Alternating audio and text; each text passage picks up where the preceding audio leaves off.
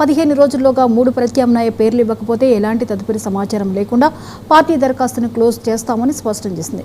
TRS పేరు, BRS సహా కొన్ని ఇతర పార్టీల నుంచి అభ్యంతరాలు వ్యక్తమవడంతో ఈసీ కవితకు లేఖ రాసింది.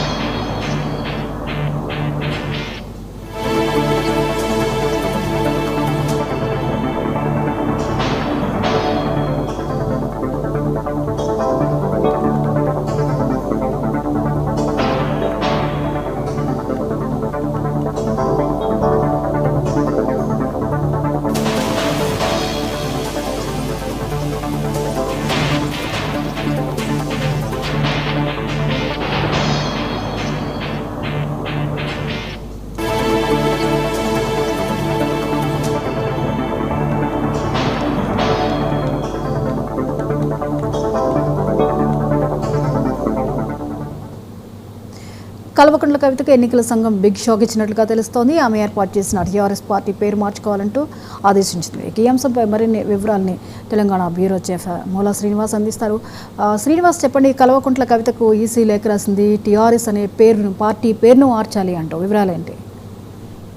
జ్యోతిక తెలంగాణ బీఆర్ఎస్ అధినేత అదే క్రమంలో మరి ఏకైక కుమార్తె కల్వకుంట్ల కవిత ఈ మధ్య కాలంలో మరి టీఆర్ఎస్ పార్టీని బీఆర్ఎస్ పార్టీని విభేదించి సొంతగా తాను టీఆర్ఎస్ పార్టీని స్థాపించుకున్న సంగతి మనకు తెలిసిందే. టీఆర్ఎస్ అంటే తెలంగాణ రక్షణ సేన. ఈ టీఆర్ఎస్ అనే దాంట్లో మరి ఆమె తెలంగాణ ప్రజల ఇంటి పార్టీగా భావించారు. దాంట్లో బీఆర్ఎస్ అనే పార్టీగా మార్చిన తర్వాత తెలంగాణ ప్రజలకు సంబంధించి కొంత టీఆర్ఎస్ పార్టీ బీఆర్ఎస్ పార్టీకి గ్యాప్ ఏర్పడింది, ప్రజలకు దూరం అయిపోతున్నాం.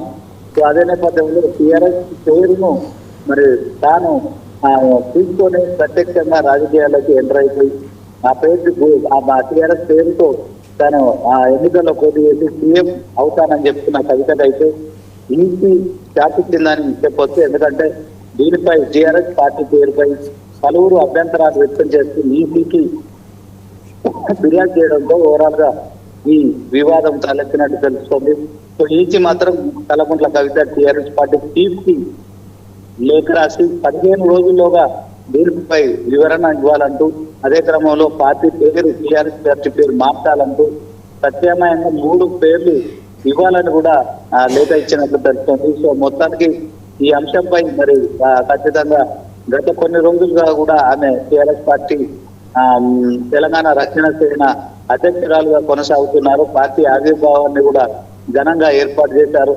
ఒకవైపు ప్రజల్లో కార్యక్రమాలు చేస్తున్నారు టీఆర్ఎస్ పార్టీతో.